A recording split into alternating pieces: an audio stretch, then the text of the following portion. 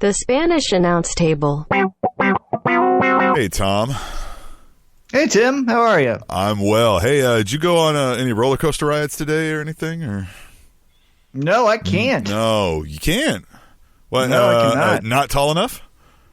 No, height is not an issue. Unfortunately, what is an issue is my health. Your health. Oh, you got like you got a bad tummy. Can't handle the rides, flipping and the turning. No, I have a broken freaking neck. You have a broken freaking neck, huh? So you can go win a gold medal.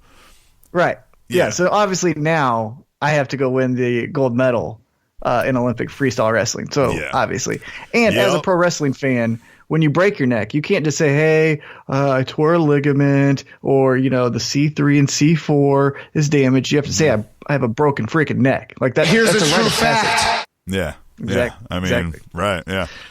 Yeah, so explain that, because that's big news. That's why not part of the reason you were ready to go last week, but I started having technical difficulties, and I sat there watching you, and I was like, dude, I can't make this guy sit here while I fuck around with a microphone. I was like, dude, let's call it, man. Next week's more important. I'll fix it later, and we'll get moving. So this is not – you were ready to go like Kurt Angle. I just, Mr. No Days Off. Mm-hmm. So I suffered 3 torn ligaments in my neck in between my C3 and my C4. What had happened was 2 Saturdays ago, I was training because, as you know, offline, and I might have mentioned it a couple times, but I was training for a fight again after I had my shoulder surgery, which was unrelated to MMA. That was related to years of baseball, wear and tear, right? Had my shoulder surgery, recovered, was getting in pretty good shape. I lost 8% body fat in 8 months, so 1% of body fat each month. So I was getting back to where I was like when I left for Houston for longtime listeners, right? It's getting really zoned in on that type of intensity. Did you get back to 2 abs T-Mac? Yeah, you could see the 2 abs up top. Yeah. All right, 2 abs T-Mac. Yeah, I was 2 abs T-Mac for a while. And so 2 Saturdays ago, went to Open Gym. Open Gym consists of 10 rounds. First 5 rounds is grappling. So you just pair off with someone for 5 minutes, grapple. You can go for many submissions as you want. If you get a submission, you tap, you start over. You're not trying to hurt the person at all, but you can grapple at 100% without hurting each other, right? Then after that, you take a 3-minute break, and then you do another 5 minutes of sparring, which was with 16-ounce gloves and shin guards. Again, you're not trying to kill each other, but you're trying to say, like, this is a combination I'm trying to work on. Or if he throws a big power punch, how do I react to that? Do I parry it? Do I slip? Do I, X, Y, and Z? So 2 Saturdays ago, go to Open Gym, stretch for about 5 minutes, get the old hips and shoulders and ankles and, more importantly, my neck all loosened up. That was very important. So I stretched. Then first round, grab a guy. I said, "Hey, you got a partner?" He goes, "No." I was like, "All right, me and you will go." He's like, "Fantastic. Never met him before. Nice guy." I introduced myself. "My name's Thomas." Can't remember his name. He said, "My name's, fill in the blank." I was like, "Awesome." 20 seconds in, we're going, and I'm in what's called an over-under position, where I have my hand underneath his armpit and grabbing down on his shoulder, like pressing down. And he's doing the same thing on my other arm, right? So it's like a 50-50 position. So we're in that position. We're kind of maneuver and get positioning on each other. And then I go and I move for a front head choke. So then I take his head and I move it down to my right armpit, try to put him in a front choke. He, as he should, did what's called a fireman's carry. For pro wrestling fans, it's the same type of maneuver where you drop to your knees, you take them from the right to the left, and then that's happened to me dozens of times. Usually what you do is as you go, you just tuck and roll, but because my hands were down by my hips and he was underneath me a little bit more than usual, like usually when a fireman's carry is performed, the person's out in front of you a little bit, but like I couldn't look down and see his head, like he was up into my hip area, right? Well, so he does the fireman's carry, and because my hands are at my hips, I can't brace forward. And as I go forward, all my weight goes right on the top of my head, just hit hard. Whoa. I go, oh, shit. And so I turn over. So I hit. All my body weight goes into my head. I turn over. I go, oh, this is serious, serious, serious. And so he stops. I go, call 911. 45 seconds to a minute. Can't feel anything. Everything is numb. I can't move anything. I can't feel or touch any sensation. Luckily, we had an EMT that trains with us. How long? 45 seconds to a minute. That's still a long time in your own mind, man. Oh, trust me. I had the conversations of like, this is my new reality. I'm going to have to figure out a way to get into my house because we have stairs that go into our house. Like, yeah, there was plenty of how am I going to get out of here? How am I going to pay for this? All of those. Yeah, I had a million conversations run through my head. So luckily we had an EMT that trains with us. And so he came by and he kind of. So they don't like just have one on staff. This guy was just there. Yeah, he just happened to be there. Oh, man. And so he was like, so he positioned me to where I was comfortable. And to the credit of the whole gym, like they understood, right? No one was like, hey, get up or anything. Right. Walk it off. Right. And no one was trying to like get me up or anything like that. They understood. So he was like, can you feel your hands? Can you feel your feet? Can you wiggle your toes? Can you wiggle your fingers? And I could. And then the second wave of emotion came over where I go, son of a bitch, did I just get a stinger and now I called for a $1,500 ambulance ride for nothing, right? Like I was pissed. And I was like, son of a bitch. I was like, I'm fine. And the EMT guy, Nathan, he was like, just stay here. We don't know, right? Just stay here. Stay here. Then when we started, and so then not the real EMTs, but then the EMTs that, from the ambulance came in. The on-duty EMTs. Right. And so they talked to each other, and he told them what he had already done. So he's like, okay, cool. And so he took a knee, the on-call EMT, took a knee. He was like, all right, can you grab my hand? And I was go, oh, no. Like, I can't reach your hand. Like, I can't move my arm. He goes, oh. And I was like, oh, okay, so this is real. Like, then it caught on. Like, okay, this is a real thing. And so they put me on a gurney. They take me out, put me in the ambulance. Get to the long story short, they get me to the hospital. They do a CAT scan. There's no structural damage, no broken bones, nothing like that. So, right? Perfect. Oh, yeah. Well, perfect. Huh? I don't know that I use that word. Could have been way worse. But yes, thankfully, you know what I mean? Yeah. Any of those things makes everything infinitely worse even, yeah. Right. Then they'd give me an MRI. And then this is where the hospital I went to was just piss poor. They didn't read it for like 3 days. X, Y, and Z sucked. But eventually that hospital, when I quit from it, I, in my resignation, wish them well in their future endeavors. So you can have that solace for you. I do. Thank you. Right, yeah. So the neurosurgeon read it, and he goes, okay, so this is what happened. This is what I think is going to be what's going on. So long story short, I'm on a neck collar for 6 weeks. May 14th is when I go back. Oof. So a little bit longer than 6 weeks. Then we're going to see at that time, take another CAT scan, another MRI, see if I need surgery. Everyone, the trauma ER, the trauma on-call surgeon, everyone was very much like, it's going to be 6 weeks, 3 weeks of physical therapy, 3 months, basically you're out and you're going to be good. Everyone said that. So that's what I think is going to happen. I don't think they're all of a sudden going to see something completely different out of the blue, right? Well, sometimes they need to get swelling down and just make sure there's no hairline things, because you don't want to try to miss something like that and then be at risk. You know what I mean? For something worse. But yes, absolutely. I mean, you would hope that enough of these qualified professionals at least know what they're talking about. Right. And so I don't feel too nervous about the future. It just is going to suck. And trust me, it sucks. What kind of surgery is needed then for torn ligaments? Like, how have they discussed that with you? No, we haven't gone down that route yet. So most likely after the follow-up appointment, that's when then it'll be like, this is what it looks like. Just amputation? Yeah, maybe. Yeah, just right at the head. Yep. Yeah. Well, Tom, I'm glad you're alive. I'm glad that you're going to, you're upright, you're mobile. Well, and to strengthen the Spanish announce table connection, the only friend to visit me while I was in the hospital was one Captain Awesome over here on the other side of the microphone. You could have stopped at the only friend and just ended it right there. There it is. I got a lot of well wishes. I got a lot of, hope you're doing well, likes on Facebook, blah, blah, blah, blah, blah. And people checked in. They're busy. Life's busy. But you came in and checked on me. And you know what? Here's a fun story. I was about to be discharged. And at this time, I can walk, right? So I'm upright. I can walk on my own power. I mean, it sucks, but I can still do it, right? So the nursing staff there sucked just so bad. Mm-hmm. And it was just god awful. Well, I could feel that like people were around the room. Yeah. And so I assumed you could smell me.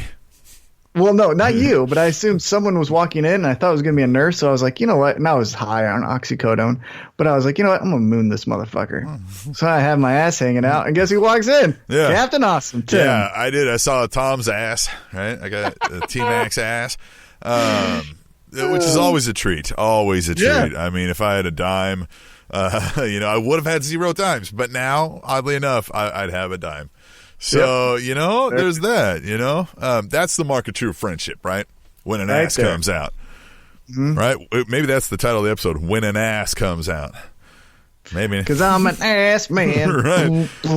But in all seriousness, so I remember texting you you sent me a text and it says like, first off, I'm going to be fine. But then there's the picture and I'm like, oh man. And I'm like, all right, so what happened here, as if I didn't understand what happened here, right? Like I didn't know the full details, but I knew where this happened almost immediately, right? But I wasn't discounting car wreck, something like that, right? Yeah. And then, so I remember you telling me which hospital you were at, and it's the one I worked at and the one I hated and the one I had to quit and like made me leave the medical profession.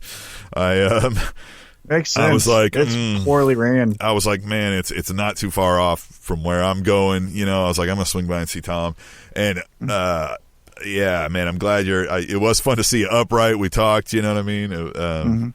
Fun, you know what I mean? And I will say this though, even though I trained, 2 things. One, it was a freak accident. If I tried 100 times to replicate this injury, I wouldn't be able to. You should do that. Right. And 2, when I do get injured, I make sure to make a mark. Everyone at the gym said it's the most severe injury they've seen in the entire history of that gym being open. So, look at that. Well, that's a good mark of the gym, too, right? If they weren't like, man, not another one. Right. Exactly. We're going to need another T-Mac. All right. Yep. So. But that's why you stretch before you work out. Because if I didn't do those neck stretches, it could have been way worse, too. You do those neck bridges, you do all of that stuff. They said I had a very strong neck, and that's what helped with not breaking anything. Did you tell them Kurt Angle is my spirit animal? Because if you go back and look through our feed, you will see an episode titled this where T-Mac claimed Kurt Angle years ago was his spirit animal, and here we are all these years forward. It was a prophecy. And all these years later, now we're walking exactly the same, me and Kurt Angle. Right. Yeah. Just don't get like 60 painkillers an hour or whatever he said he was taking at the time, huh? I'm working on it. Man. All right. So, what were you up to, though? So did you break your neck or anything? Nope, not that. Really, we've been starting to gear up with this 2019 for my family here is the year of the hustle, right? We're going to go out. We've got a friend opening up a comedy club, Dustin Kaufman, right? The Comedy Club of Kansas City, right now they're having some construction issues, right? And they're, so stay tuned. They've got an act lined up, ready to go, but, they've got to get clearances all through, and, the wheels of government move slow. So, you know what I mean? Here we are. So we're gearing up for that, going down there, seeing that place. And then, of course, we got soccer games for old Swim Trunk. The boy, the wife is teaching. My wife is teaching. You hate that. Yeah. My wife, I hate it. My beautiful wife, whom I love more than I love myself, which is hard to do, right? Because I love myself and pretty much no one love else. You some right? you. Mm-hmm. So she's teaching English to kids in China on the internet, which, by the way, it's in China, so you got to do that at kind of odd hours, right? So we're really putting the grinding down right now. You know what I mean? You know what we're tired of is student loans. You know what I mean? So we're just, you know what I mean? We're like, you know what? We're young still. We got some energy.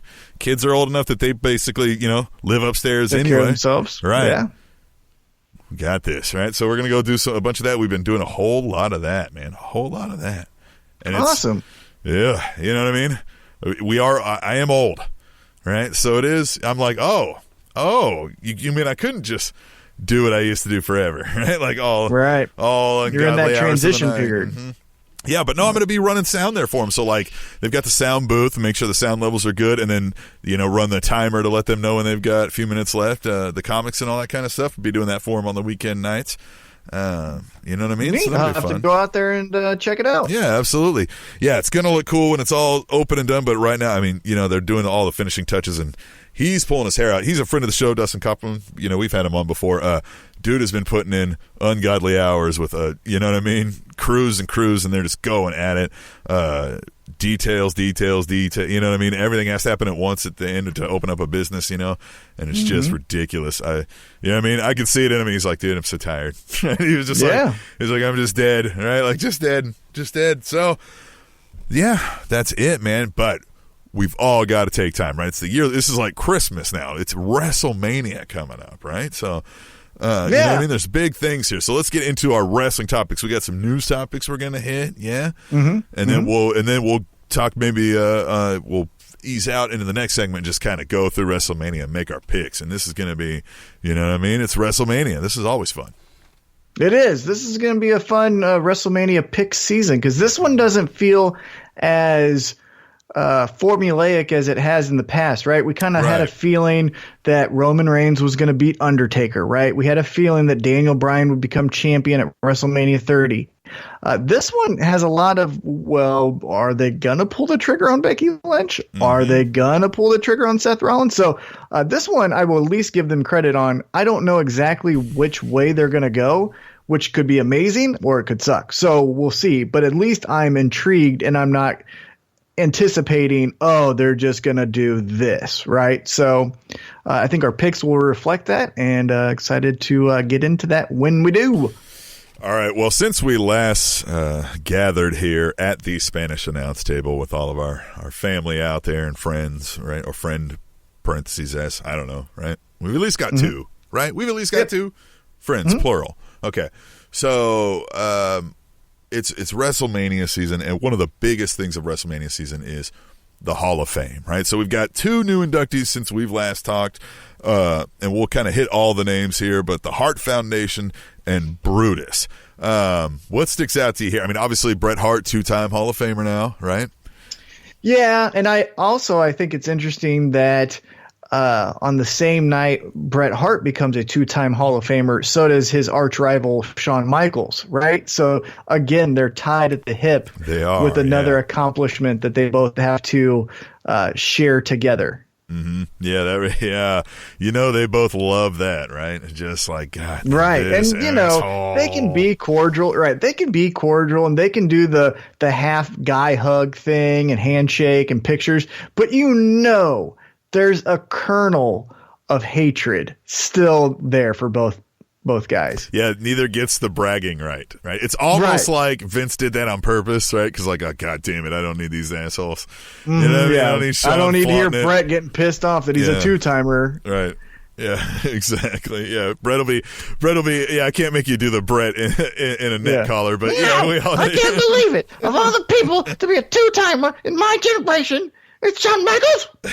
Shawn Michaels. And then so Vince was like, all right, Bret, cool, you too. But you know what? Who else? Booker T then, right? That guy. That guy. He couldn't even lace my boots up in WCW.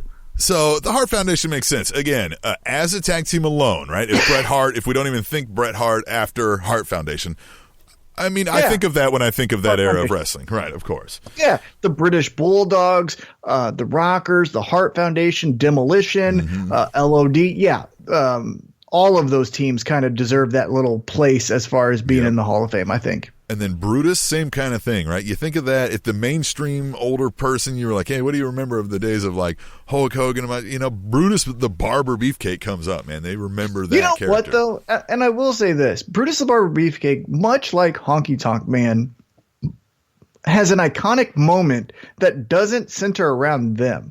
Right. So when I think Honky Tonk Man, the most iconic moment that I can think of is Ultimate Warrior just bursting onto the scene, beating him in 5 seconds, taking his title. Right. When I think Brutus the Barber Beefcake, I think Shawn Michaels turning on Marty Jannetty on his talk show.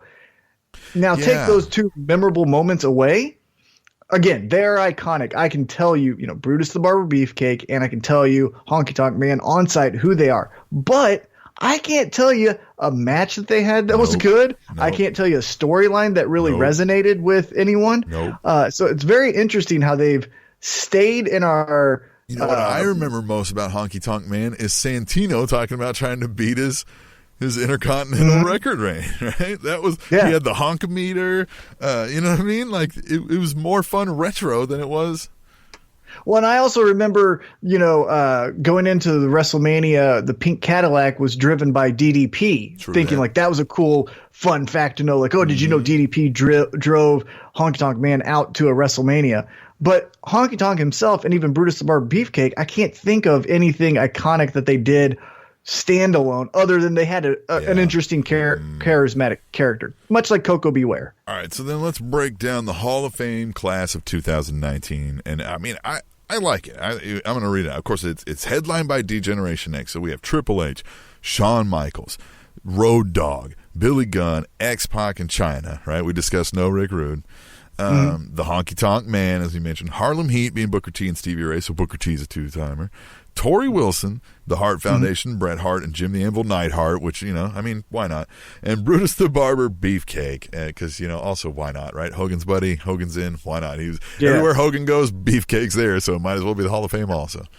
The only thing that I thought, it was just, who knows about timing and things like that, but it would have been nice that Jim Neidhart got to live going into the Hall of Fame. That does suck. Natty, I assume, will probably induct them. I would have just kind of guessed that would be the natural pick for the induction. Maybe Tyson Kidd comes out with her. Maybe they both do it. Yeah, and maybe maybe both of them. Yeah, induct them. Speaking of Nick, speaking of next, Tyson Kidd, your brother and caller there, right? Your brother and callers.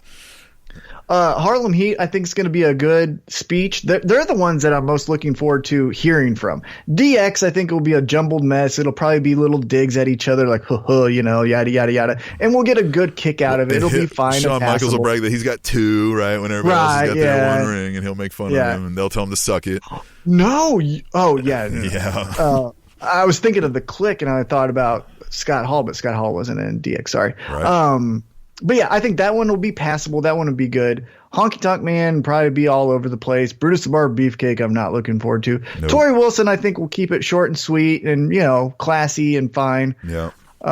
So I think this is going to be a good one. I don't think I will be aggravated per se to watch this Hall of Fame. The one person I wish that would have went in, and I still don't get it, and especially this year for where they're at, Bam Bam Bigelow. Why is Bam Bam Bigelow, especially in that New Jersey, New York area, not going into the Hall of Fame? Well, maybe next That's time. The only one. Right. Yeah, but next year's in Tampa, right? Well, but they'll be back in the New York area in 3 years, 4 years. Yeah.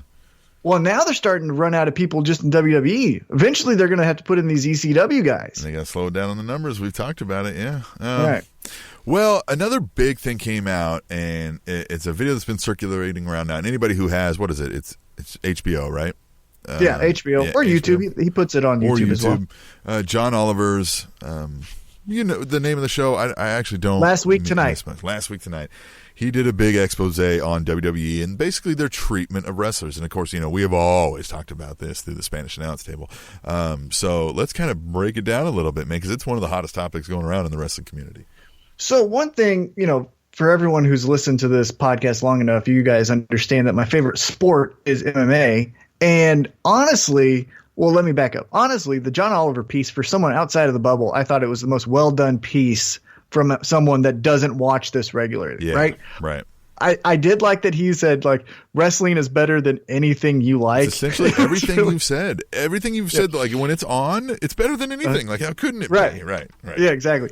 But one of the bigger points, and it's outside of wrestling, but it definitely pertains to wrestling, is how independent contractors are kind of just screwed around in this country, and how the loose 1099 you can put on whoever your worker is. Because if you watch that WWE piece and you substitute the letters WWE for UFC, it's the same thing. Mm-hmm. It's the same piece. And so going back to fighting or but going back specifically to WWE, one of the things that is so mind-boggling is my bosses watched last week tonight. They watch it because they like John Oliver, right? So when they saw WWE the next day, they're like, Thomas, what the hell?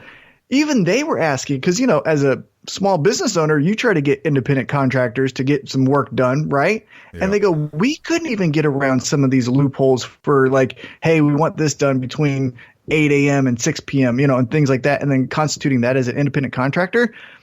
How does that's the one thing I took away from is how does Vince McMahon get away with it? It's not as if he just got away with this in 2016 when his buddy Trump became president. I mean, he's been doing this when Obama was in there and Clinton and Reagan, And so how does he get away with making these people independent contractors when they have exclusive contracts? They have to show up when and where. They have to be there for X amount of time, and they can't do anything outside of what's approved by the company. Yeah, it's so crazy. I wonder how that works because, certainly each state is different, right? So he must have to only adhere maybe to his home office state's laws, right?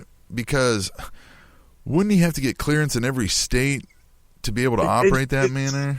That's the part where that was a great piece done by John Oliver. And, WWE said everything about this was a lie, blah, blah, blah, blah. Well, who knows? Maybe John Oliver does like part 2 where I want to have him dig in, or his research team, whoever that is like, how is he doing this? Because like I said, my boss as small business owners were trying to have independent contractors and they couldn't get past the loophole. So what is he doing? What is he putting these workers as? Because, we know this, but most of the general public doesn't know this. But, they have to pay their own rental car, their own food, their own, workout schedule because they're in an appearance business.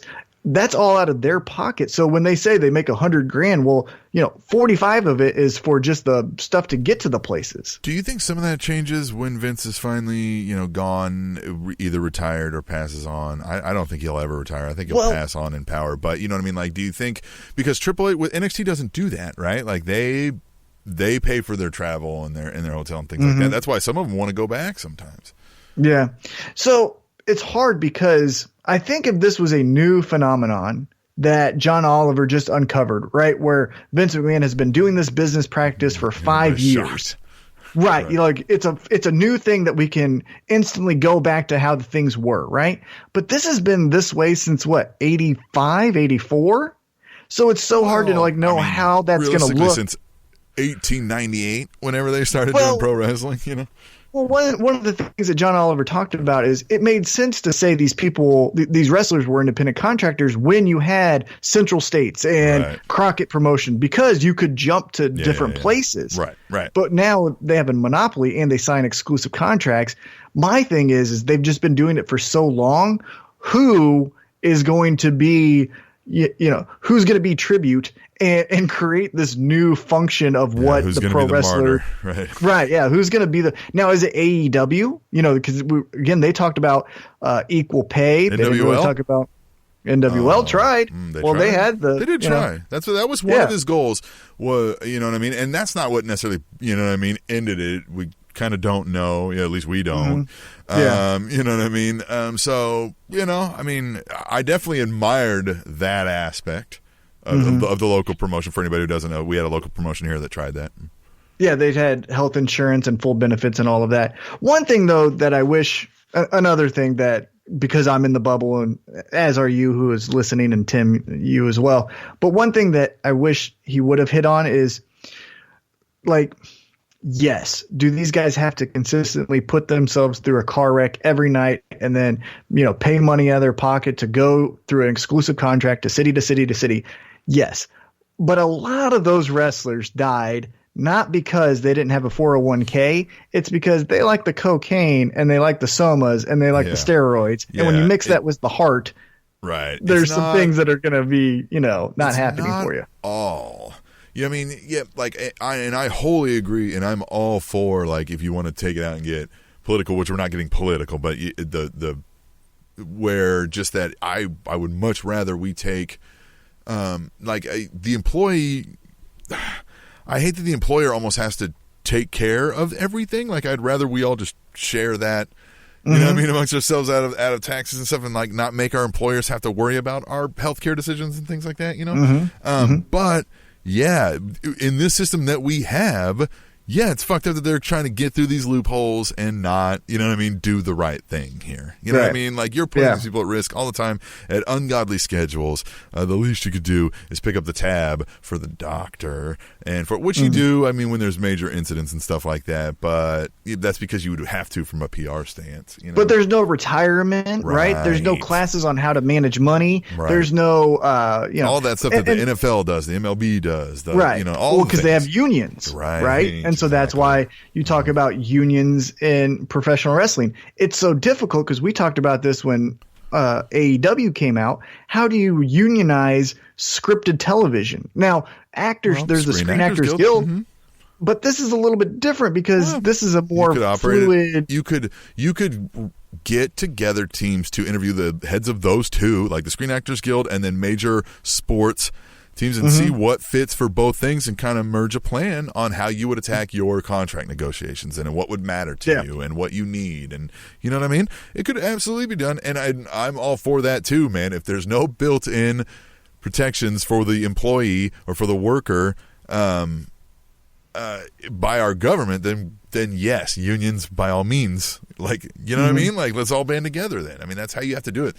John Laurinaitis would be so proud, right? Power of the people. Right, People definitely. Power.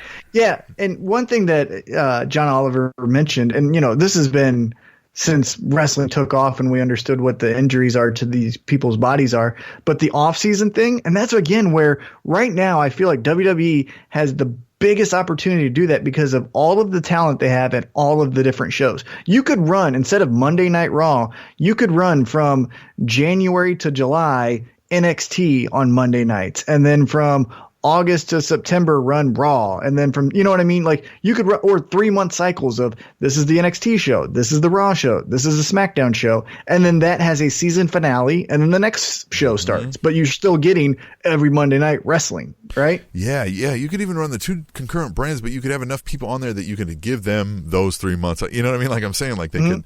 You know what I mean? Like, it's just, there's definitely. But it is an interesting topic. Definitely an interesting topic. The one take, though, that I can't stand from the IWC is get off of John Oliver making fun of Roman Reigns. He wasn't making fun of him because he was a leukemia survivor. He was just making fun of him because as the IWC, we rejected him. He wasn't looking at, like, they were like, don't make fun of Roman. He survives leukemia. That wasn't the point. The point is the fan can make change happen, as we did with Roman Reigns with rejecting him as a babyface. Make fun of him for whatever reason I want to. Now, I'd be a dick to make fun of him about leukemia, but we can make fun of his storylines if they suck. We can make fun, you know what I mean? Right. Like, that's what we do. Definitely. That's what we do. Yeah, everybody should go check that out and let us know what you think using hashtag Tweet the Table on Twitter. You know, and we are at Table Show. Follow us over there. So, you got anything else, man, before we take a break and we can kind of like come back in and talk about WrestleMania, man? It's happening. You know what I mean? Yeah. I'm excited. Let's take a break. Let's take a break and let's get after it. All right, man. Then we will do that when we return to the Spanish Announce Table. At 4-0, Rob Van Dam has the longest active WrestleMania streak in WWE. The Spanish Announce Table.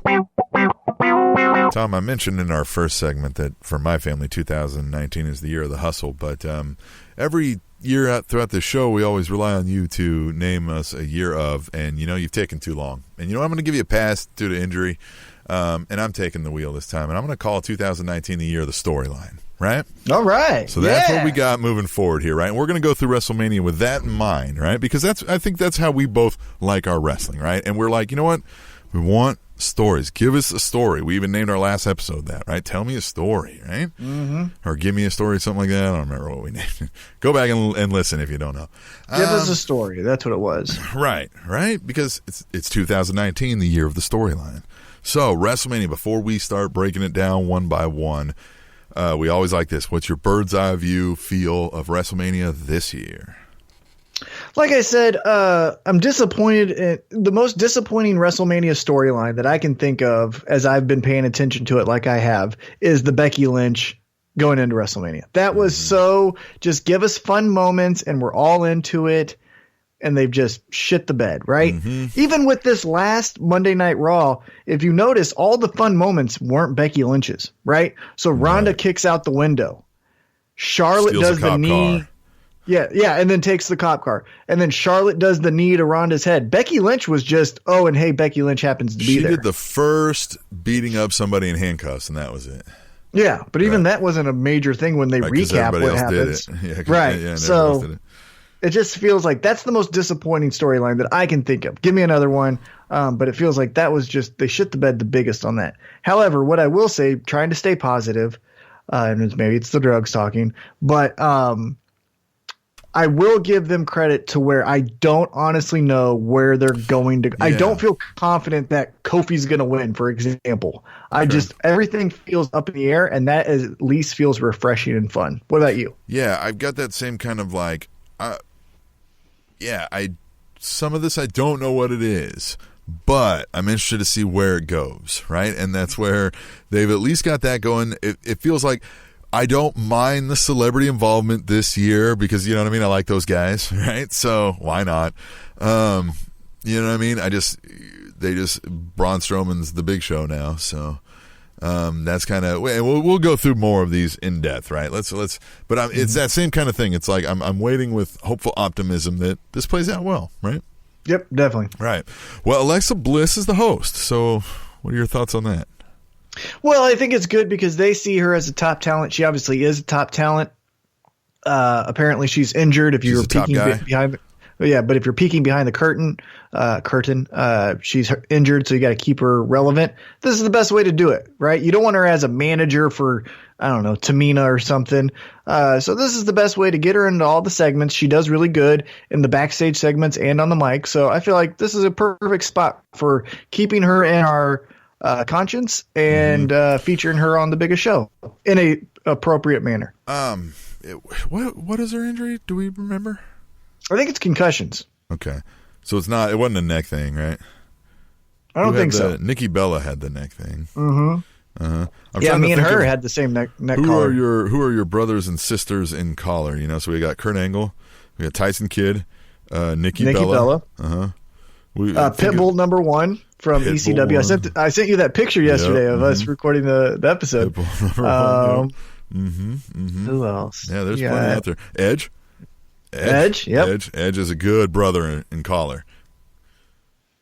Yeah, more to follow as as the time. And goes tweet on, the table if we forgot something. Yeah, who are the brothers and sisters in collar for Tom? So he knows who to reach out to when he's got questions.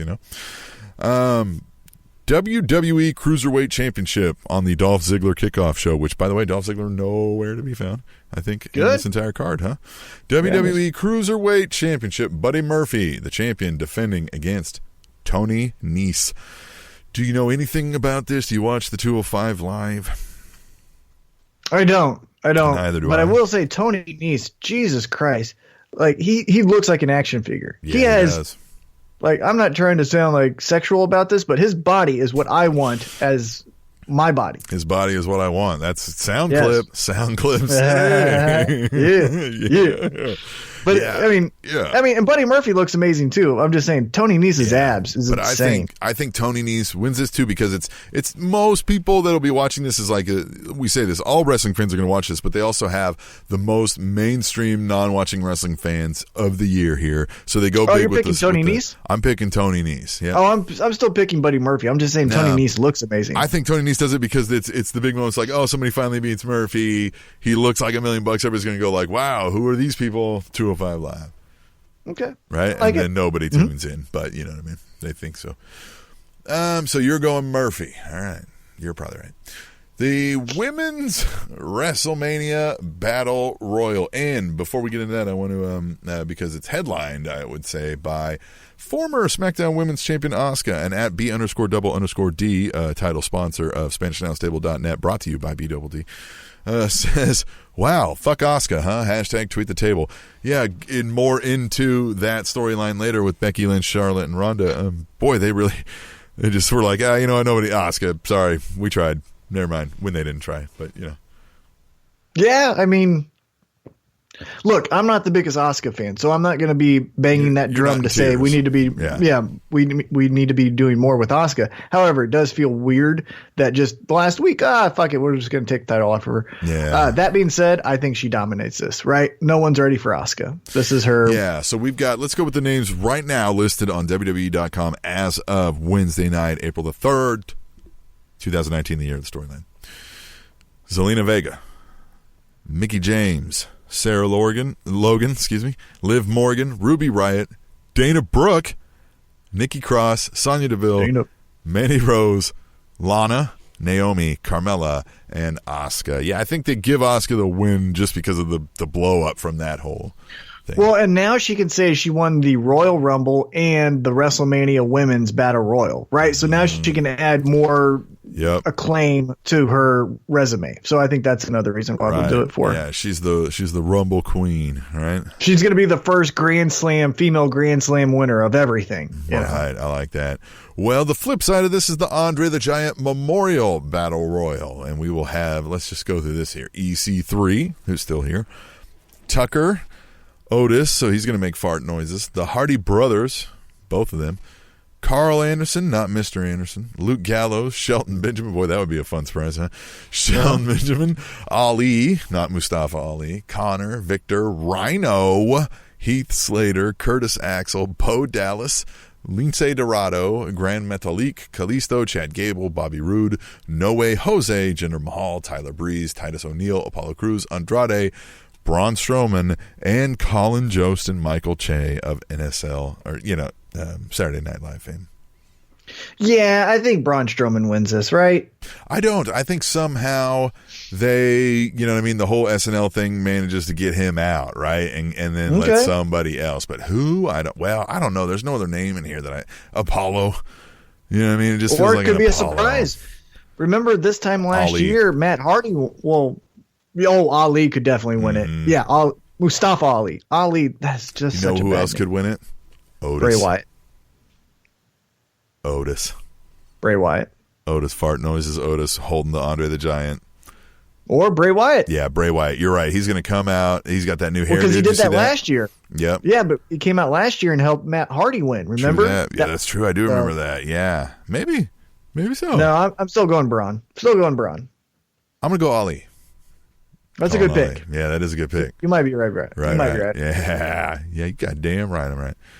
Here's a Yeah. What does Daniel Bryan think about that? Here's a true fact. Yeah.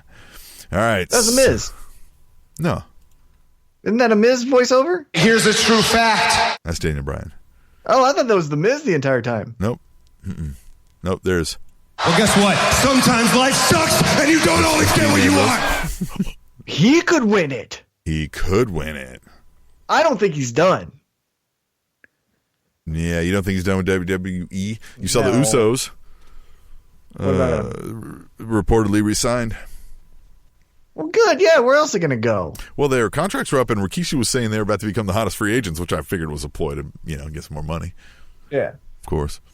Well, and they just screwed up, too, so they didn't really have a lot of leverage. Yeah. Oh, man. By the way, with the Usos, and we're going to talk about the SmackDown Tag Team Champions, the Usos, they're going to take on Ricochet and Aleister Black, The Bar, and Shinsuke Nakamura and Rusev in a fatal four-way match for those SmackDown Tag Team Championships. Uso 2, getting pretty swole up, man. He's starting to get bigger than Uso 1. They know how to work out. Yeah, they do, man. Usos are. I was saying this last night to Dustin Kaufman. Maybe it was the other night, 2 nights ago or something. Usos best tag team in the world. I'm not hearing any other discussion. Yeah, we've said that. And there's not even there's not a discussion. Like if you're like Young Bucks, that's not even relevant. You're not even hearing you. Yeah, like get out of here. We're not friends. They're doing it more consistent. They're doing it on a bigger stage. They're doing it with more handcuffs, and they're doing it within a time frame that the Young Bucks have not proven they could do it in. And they're doing it with all types of teams, such as The Bar, The New Day, Aleister Black, and Ricochet. It's everyone. I'm going one of two ways. The Usos walk out of here with these titles, or Ricochet and Aleister Black do, and the Usos are going to Raw after this.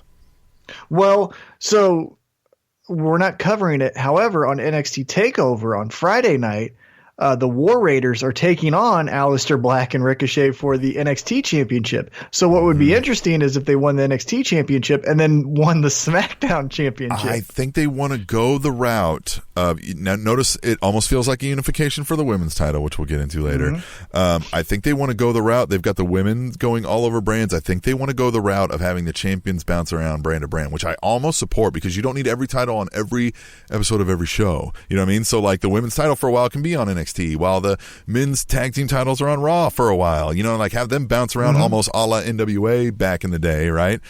To where the hottest... then what are you going to do? Yeah, but then what are you going to do for Survivor Series when it's brand versus brand? Don't do that. Just go back to the original 4-man versus 4-man teams or whatever, right? Like just figure that out. You don't have to live and die by the gimmick. You know what I mean? Like just do that, and then wherever the hottest tag teams. So wherever the hottest tag teams are, right? Then that's where the tag team champions are at, right? Like, and you just kind of move things around. The only thing I fear with that one champion that kind of floats everywhere is a lot of things organically will not happen. Remember, one of the reasons why Becky Lynch became the man is because she was being held down because she wasn't being given an opportunity for the SmackDown Women's Championship. Meanwhile, you had Ronda Rousey on the other side just running through everyone. Becky Lynch would have just been another head for Ronda Rousey to kick off. And she has been for years. You know what I mean? She had the Kofi routine for a while where she was just going to job to Charlotte and she was just going to job to whoever they were trying to push at the time. What I'm saying is when you have the two titles, you're able to elevate a main event talent while the other main event talent can still kick ass. What's that too? But I think by spreading this out, you spread the storyline capabilities out. You don't have to force everything on one show every time. You know what I mean? Like you have the multiple brands. That's a indictment of the writing, not the titles. Exactly right. Well, so I'm going to go Black and Ricochet win this, and they're going to be holding both NXT and SmackDown Tag Team Championships because, you know what I mean, they can do no wrong, right? They've got 13-inch dicks. They just, you know what I mean, they smell great. They're just the best guys in the world, you know what I mean? Like, they're everything. They're everybody loves them. So they win somehow, and the Usos go to Raw.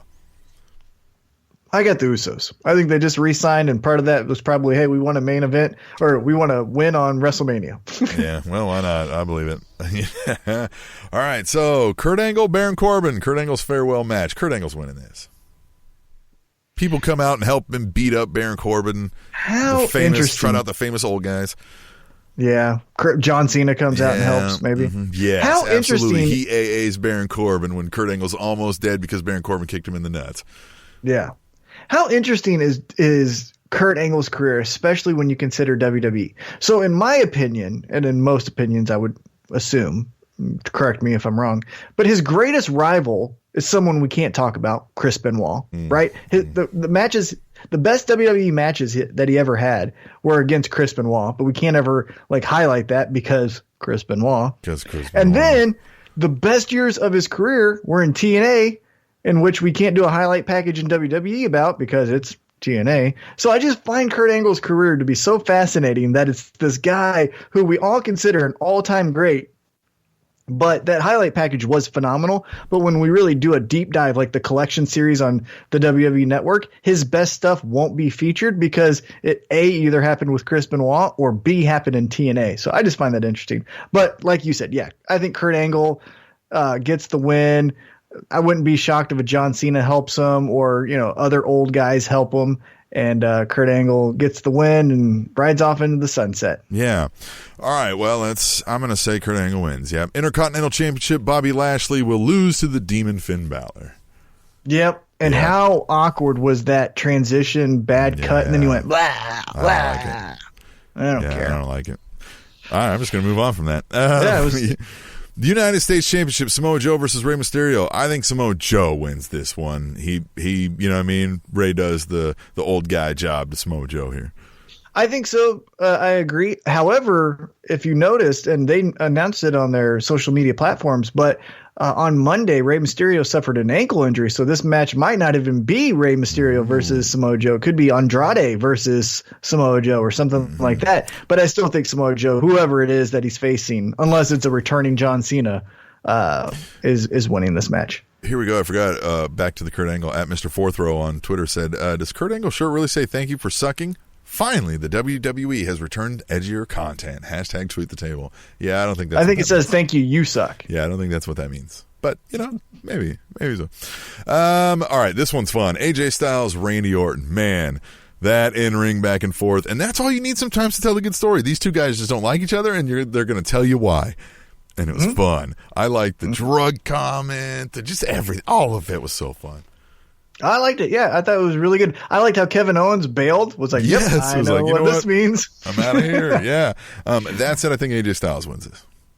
Going back to the Battle Royal, that could be a surprise person who wins it. Kevin Owens. Mm-hmm. Yep. Mm-hmm. He doesn't have a match. Yep. Okay, sorry. Going back to this. My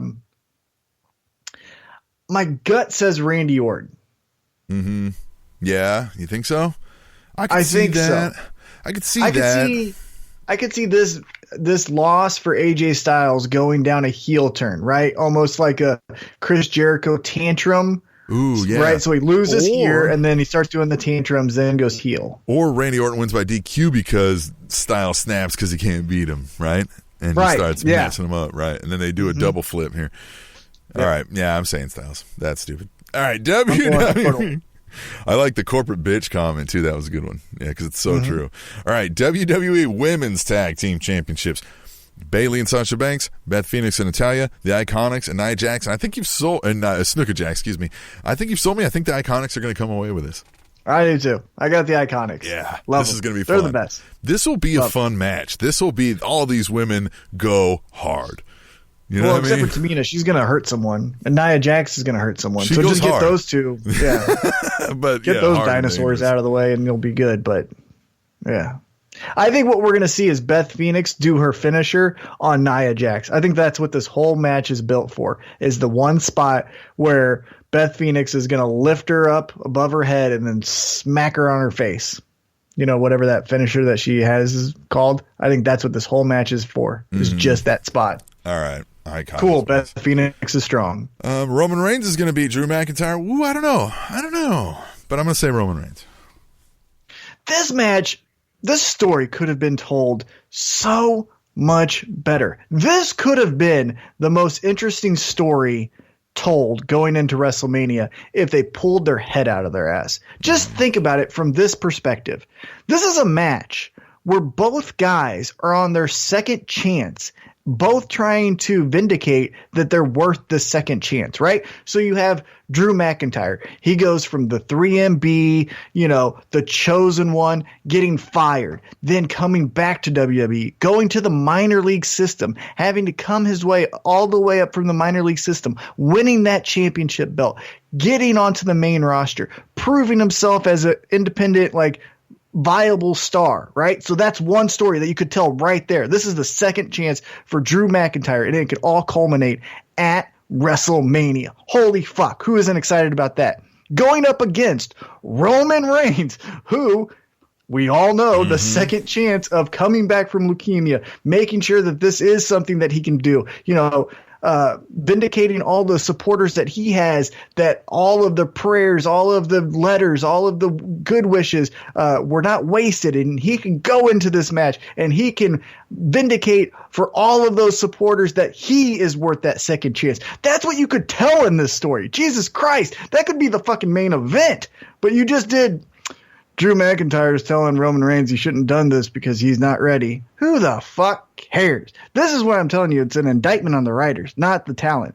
That could have been a fucking awesome storyline. No, but here that's why I think Roman Reigns wins, because it's just there's no real writing to it. And speaking of one that's kind of fallen somewhat flat, also Shane McMahon versus The Miz, Falls Count Anywhere match. I mean, I feel like I've not been terribly unimpressed with Shane McMahon's heel turn, the way he comes across. He really seems like a fucking prick you really don't like. But other than that, the rest of it's just kind of meh. It feels very meh. It does feel very meh. The only thing that because I think I can do it better than everyone else, and you guys are probably tired of hearing it, but it's my podcast, so I can say what I want. I would make more Shane McMahon guys, this isn't worth my time. The way he delivers promos is so monotone and so reserved that brash, in your face kind of thing, I don't think fits, especially for a 49-year-old. So I think if it was Miz trying to bait Shane into getting into this match, I think it would have been a little bit better, right? If Shane, I don't know, files his nails and it's like, Miz, prove to me why I should kick your ass at WrestleMania. Like one of those kind of heels, like I'm better at this. I'll pay for someone to take care of you, and Miz coming from like fighting through all that bullshit to get that punch in the face on Shane McMahon. I think that would have been a better story than what they're telling here. And I think, again, Miz is awesome, but Miz is awesome when he's a full of himself jackass that you like kind of want to be friends with. When he does the whole like, this is what we're here to do is to become the best we can be. It's like, nah, man, you're a douchebag. Just be a cool douchebag. But that said, I think Miz is winning this for that reason. I mean, it's Plug City with all his, what I mean? Like the must see, blah, blah. Yeah, and the Miz misses thing and all of that. Yeah, I think Miz wins it. Triple H Batista, no holds barred with Triple H career on the line. So I think Triple H wins because we're not seeing the last time Triple H wrestles. And we're not seeing the last time Batista wrestles either. This is going to be a schmoz something. I wouldn't be surprised if Randy Orton gets involved and RKO's. Ric Flair's Batista, out there. They wheel him out there. So somehow Triple H doesn't lose or he wins. Right. All right. Another one where it just kind of felt last minute and not enough meat to the storyline. I thought it was really cool, though, the promo that Batista did, where he walks out in his hometown. He just points to a highlight package of him beating Triple H, and then he says, Hunter, kiss my ass. Yeah. I thought that was perfect. That was perfect. That was the best part of the whole thing from start to finish of this storyline. Yeah. That was great. Well, no, the attack on Ric Flair was the best. That backstage thing was awesome. Yeah, but this has been the best since that. Yeah. Right. Yeah. That was because we've never seen that. It was always just like, kiss my ass, and that's it. Yeah. Great. And he puts on his stupid sunglasses. Yeah. Like, that's what I'm saying. That going back to the Miz, now Miz isn't big and buff like Batista, but that like kiss my, like, that's a douchebag move that Batista did, but you kind of thought it was cool. And that's where I'm saying Miz's heel or a babyface run should go a little bit more into, is like he could show you the ratings for Miz and Mrs. and all that stuff and be like, Daniel Bryan, kiss my ass, and then just goes on. Like, that's where I'm wanting more of Miz to do. All right, Seth Rollins is going to win the Universal Championship over Brock Lesnar. Who knows? Last year we thought Roman Reigns was going to beat Brock Lesnar, and Brock Lesnar beat him. Yeah. Because if Roman Reigns beats Drew McIntyre, the next pay-per-view could be Roman Reigns beats Brock Lesnar. I forgot to mention during the Women's Battle Royal, I wrote it down here earlier, it just hit me that Asuka looks like she's cosplaying Doink. You know what I mean? Yeah. Like, just, next time you see all that color, just think, oh, look, it's fucking Doink.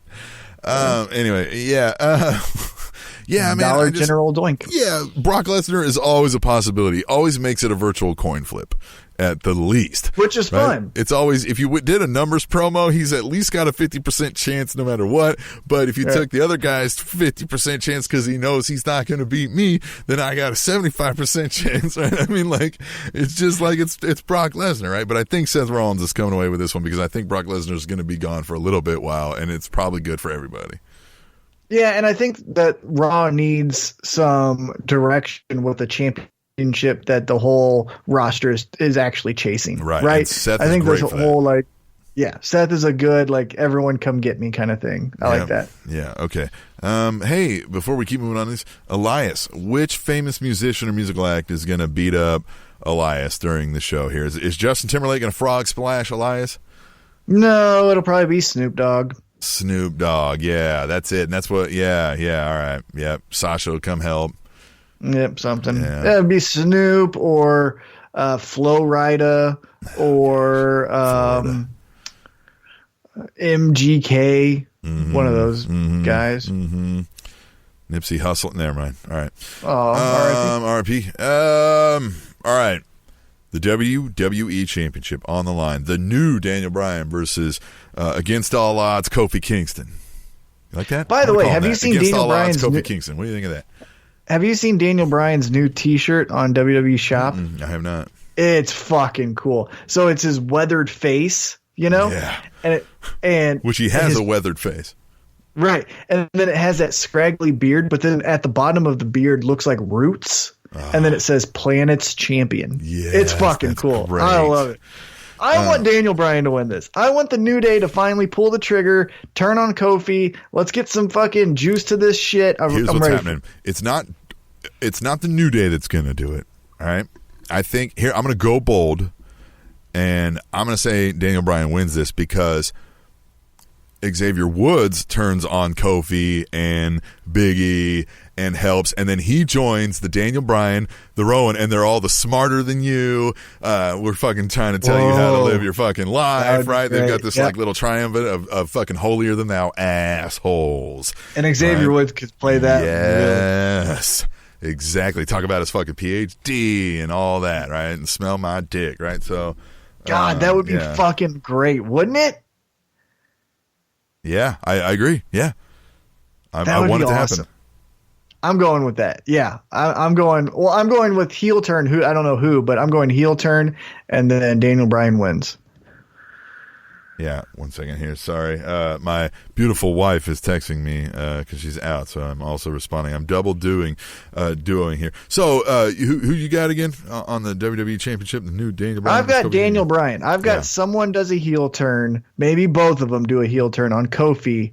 And then let's get started. And the plan as champion is still awesome. Still awesome. Yeah. Oh, I think it is okay. And then yes, you can continue the storyline and still keep this going. You know what I mean? And now you've got the whole new triumvirate that I planned. That's my bold prediction for that.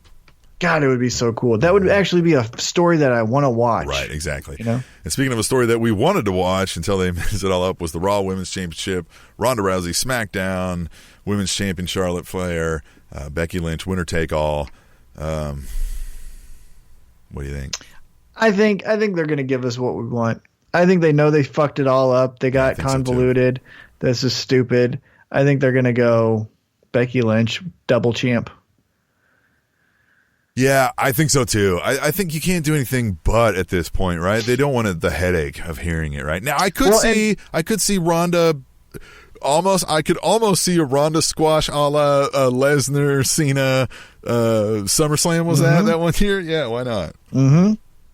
Now, another thing that I think they're going to go with for the double champ, because you notice Becky said she wants to be the double champ. Well, the last Irish person that called themselves the champ was Conor McGregor, and I think they're going to try to rub shoulders with that, right? Yeah. 2 Irish champs, all that stuff. I think that's the angle they're going to go with. All right, so what are your on the outs WrestleMania thoughts, Tom? 2019, the year of the storyline.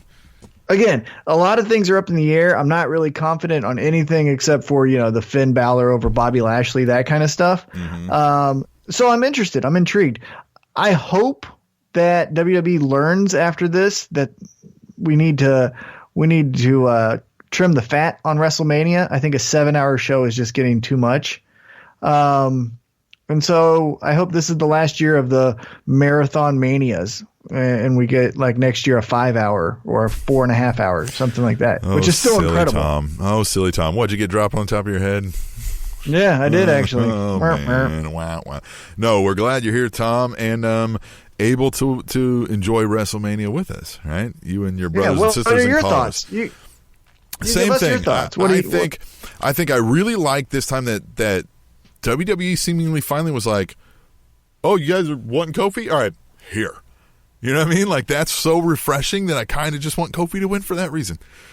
I thought his promo was good, right? That's one of my outgoing thoughts. Oh, I didn't, because I thought he forgot his lines. Because when he was like, and then I'll just cut to the chase. Right. It's like, man, this is your big moment, and you forgot your lines. I get it, but you know what I mean. They've all done that now. I know. I like the premise of it. I like the way it felt when he was like really into it. Like, man, no, you don't know me, man. You know what I mean? Like, I watched you. You know what I mean? Like, you come here 2 years. You know what I mean? Like, that was a good callback. That was real good, and I like I'm ready. Daniel Bryan sold that well. Yeah, I like to see thrusting in the back. I like to see how they. I like to see how they position. Here's the man, right? A woman standing with both titles, right? Like who? Maybe it's the man Seth or whoever Rollins. it is, right? Or it's right. So I like to see. Yeah, I'm optimistic on how things can go with the storylines. 2019 year of the storyline. Yeah. Unless you got anything else, man, we will come back and we'll talk about how it really happened and what was a disappointment, what was fun when we come back next week to the Spanish Announce Table. Fun fact, the average U.S. cable news viewer is 63 years old. The Spanish Announce Table.